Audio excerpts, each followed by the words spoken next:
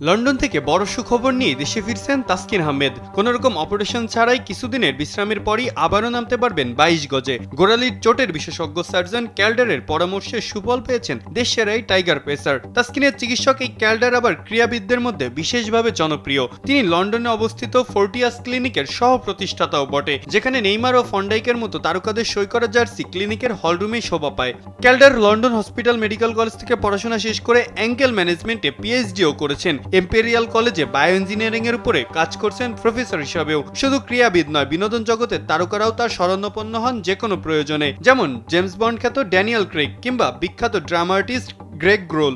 ওয়ালটন আবারও মিলিয়নিয়ার অফারে ওয়ালটন ফ্রিজ কিনে আপনিও হয়ে যেতে পারেন মিলিয়নিয়ার।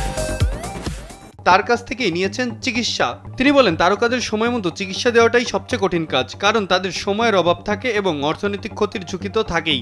আগে তারকারা চিকিৎসার জন্য যুক্তরাষ্ট্রে যেতেন, কিন্তু এখন ক্যালডারের খ্যাতির কারণে ইউরোপ ও আমেরিকা থেকেও খেলোয়াড়রা তার কাছে ছুটে আসছেন। ক্যালডার সতর্ক করেন, দ্রুত মাঠে ফেরার চাপে খেলোয়াড়রা পুনরায় চোটের ঝুঁকি থাকে। অনেকেই অপারেশন করাতে চান, অনেকেই দ্রুত সুস্থ হতে চান, তবে সবাইকেই নিয়ম মতো চিকিৎসা প্রদান করার চেষ্টা করেন তিনি। এই যেমন তাসকিনকে কোনো রকম অপারেশন ছাড়াই শুধুমাত্র রিহ্যাবে থাকার মাধ্যমেই তিনি সুস্থ হওয়ার পরামর্শ দিয়েছেন।